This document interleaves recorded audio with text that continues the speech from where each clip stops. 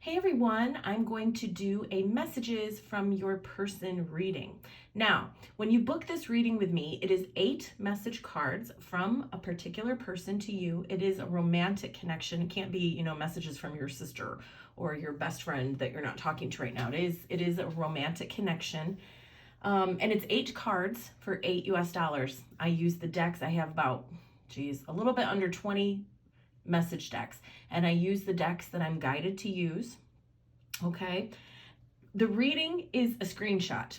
Okay, it's not a video recorded reading like this, but I wanted to get on here, do it with the cards, explain how the reading's done. I cannot always do this reading, guys. Okay, so never send me money. I prefer with all of my readings to have people talk with me first, never to send money to me until they talk with me first.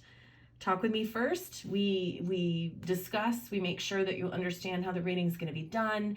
I make sure that I understand what's going on. I usually get a little background, and particularly with this reading, I cannot always do it. Why? Well, sometimes your person is shut off, and unfortunately sometimes they've really just done. They're done. And they don't have anything to say other than I'm done. And I don't want to charge someone, I have, enough decks that I can get. I'm done. I'm not coming back. I don't want to be with you. I can get those cards over and over and over, but I am an ethical person and I don't want to charge people for that. Okay. Another really popular one is somebody that you just met. Okay. I just met this person a few days ago and I want to know how they're thinking. Well, if that's how you feel, if that's what you want, the messages from your person reading are not going to help you, okay? Because they don't have deep feelings yet. Most of these cards are for very profound, deep, there's baggage, there's stuff that's gone on between you. So what you would need in that case is a 1-question reading, okay? And this is why I talk to my clients beforehand. Make sure that we're on the same page. Make sure that you're going to be paying for what you want, okay? So that there's no surprises. So anyway, why am I doing all of this? Well, number 1, I was guided to, but number 2, I wanted to explain all of this. The other thing is I'm going to be doing a special on this. This is my most popular reading by far, and I'm going to be offering my biggest special on it, okay? So you're going to get the 8 message cards plus 8 message cards for guidance. Now, the guidance cards are not messages from your person. That's why I'm going to do this and kind of explain it as we go along. The guidance cards are guidance for you, particularly on how to deal with this person, okay? So let's get to it, and I will pause if I need to, but we're going to start off with the 8 message cards for your person, okay? Keep in mind, remember that this is a collective reading, so it's not going to resonate with all of you, first of all. And second of all, when you do book this reading, it is a screenshot. It's just the cards. There's no further discussion. I don't explain things, okay? So first message card for you from your person is, I can't open my heart to you. There are things affecting my ability to love you. It's you. My mask keeps me safe. I need to fake my feelings. So this person is wearing a mask. I don't want to be contacted right now. I wish to be left alone. I need you to stop looking for me. I'm not available. Your toxicity pushed me away to the point of no return. Now, when you see this card, it's probably triggering the shit out of you, right? I get it. I've had this card. Try to look at it like this. Sometimes our toxicity can simply be holding on to this person energetically. If you are constantly thinking about this person, especially if this is a divine counterpart connection, a soul connection, like a twin flame or a soulmate, they can feel that. They don't know what they're feeling. They don't know that, hey, Betty Lou is thinking about me and fantasizing about me. No, they just feel repelled. Because when you're longing, missing, and yearning for someone, they are repelled, okay? So be careful of that. That's what this is talking about. Now, some of you out there could be a complete drug addict or something and toxic because of that. But try to think of it, you'd be like, listen, I am a great person. I volunteer. I have my own job. I'm not needy, but energetically, you're pulling on them. Sometimes we're not aware of that, guys, okay? Your energy puts me down and drags me into dark places. Again, same type of thing. You're super uber focused on this person. Okay. I literally can feel like I need you. I want you. I miss him so much. You're talking about him or her, I'm sorry, with your girlfriends, with your boyfriends, with your family. You're going to therapy for this person. Now listen, I never want to tell anybody they shouldn't go to therapy. I think therapy is helpful if you have a good therapist for anyone. But you are so focused on this person, they can feel it. And what is it doing? Now they don't know, like I just said with the last one, they don't understand what's going on. They just understand that they are turned off. And this is the frustrating part. When you're talking about serious divine counterparts like twin flames, they love you. They're attracted to you. That will never be severed. There's nothing that can happen to sever that. But then they're also having these feelings of like, oh my gosh, like if they run into you in the supermarket, this person, because there's so much energy focused on them, they will run away. Literally. It's happened to me. My divine masculine has literally run from my presence when I've just been like standing there. Okay. I am putting too much energy into this connection and it's draining me. Yeah. As you're thinking on them, it's pulling on them. So they're thinking on you. So what does usually a divine masculine do? Keeping in mind the divine masculine can be a really girly girl. Okay. It has nothing to do with sexual orientation or gender.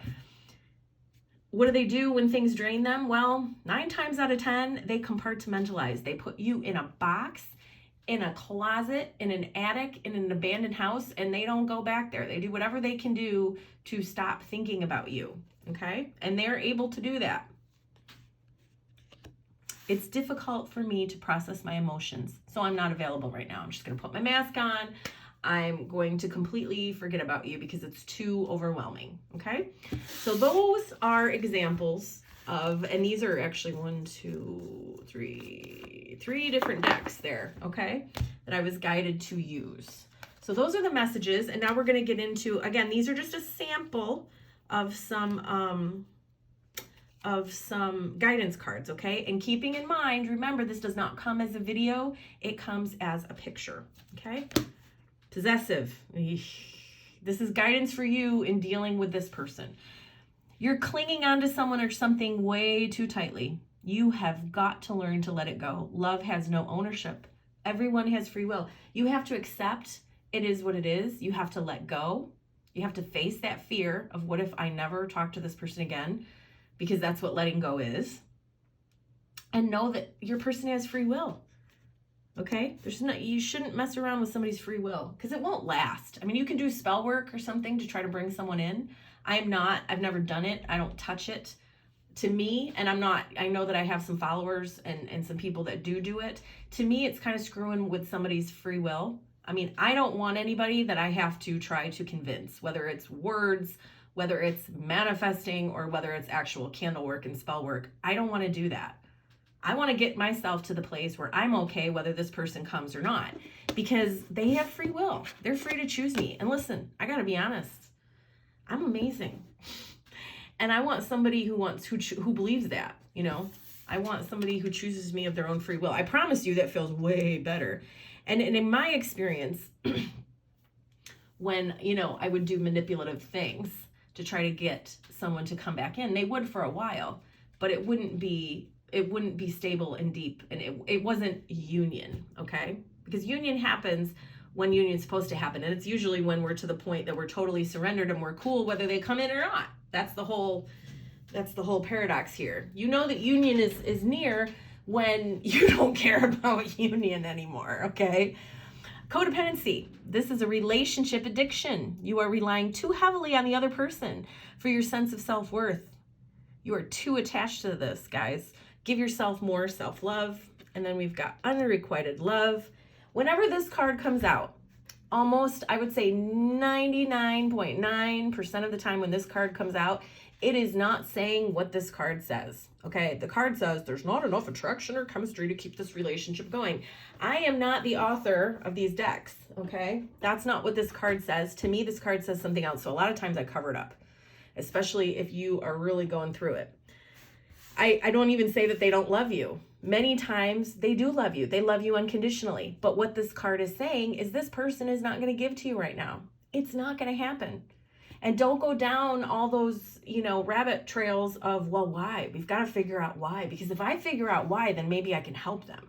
No, it is what it is. Your person is not going to give to you right now. So what you need to do is love yourself first. And in fact, your self-respect makes you more romantically attractive. If you love yourself first, you're going to get to the place where you're not going to be so desperate for union. When it really clicks, but you've got to let go of control issues.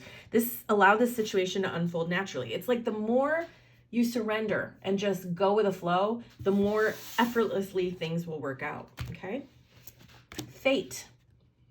I will never forget you, my love, but I must continue on with my life. If we're meant to be, the universe will find a way. And I promise you, the universe can find a way. Okay? You could both be Americans and you can run into each other in Dubai. Okay? If it's meant to be, it's meant to be. You can't trick the universe.